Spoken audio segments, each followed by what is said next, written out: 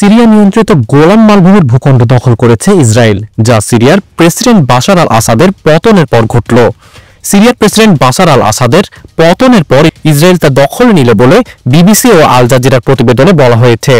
Israeli প্রধানমন্ত্রী Netanyahu জানিয়েছেন, 1974 সালে সিরিয়া ও ইসরায়েলের বিরুদ্ধে একটি চুক্তি অনুযায়ী উক্ত এলাকায় একটি নিয়ন্ত্রণ রেখা প্রতিষ্ঠিত হয়েছিল। তবে আসাদের পতনের পর সিরিয়ান বাহিনী ওই এলাকা ছেড়ে চলে যাওয়ায় ইসরায়েলের জন্য এটি দখল করা জরুরি হয়ে পড়েছে।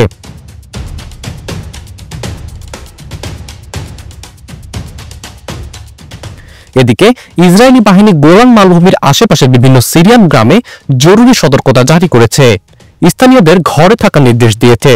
1967 সালে 6 দিনের যুদ্ধে সিরিয়ার কাছ থেকে গোলান মালভূমি দখল ও সংযুক্ত করে নেয় ইসরায়েল। তবে যুক্তরাষ্ট্র ব্যতীত আন্তর্জাতিক সম্প্রদায় এটিকে সিরিয়ার দখলকৃত ভূখণ্ড হিসেবে দেখে আসছিল।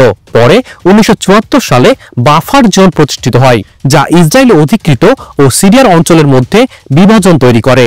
ইসরায়েলের প্রধানমন্ত্রী বেনিয়ামিন নেতানিয়াহু আরও বলেন, আমরা কোনো শত্রুপক্ষকে আমাদের সীমান্তে প্রতিষ্ঠিত হতে দেব না।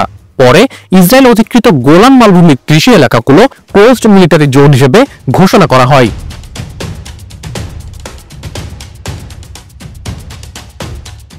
এদিকে ইসরায়েলি গণমাধ্যমগুলোর খবরে বলা হয়েছে, ইসরায়েলি বাহিনী দক্ষিণ সিরিয়া ও দামেস্কের অস্ত্রের ডিপোগুলোতে হামলা চালিয়েছে, যাতে বিরোধীরা এগুলো দখল করতে না পারে।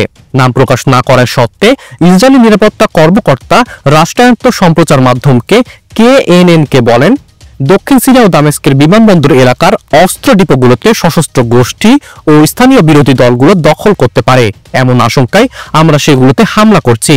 ইসরায়েল যে কোনো সম্ভাব্য হুমকিকে ব্যর্থ করতে এবং সিরিয়ায় তার আকাশ প্রতিরক্ষা ব্যবস্থার যে কোনো ধরনের ক্ষতি ঠেকাতে কাজ করছে।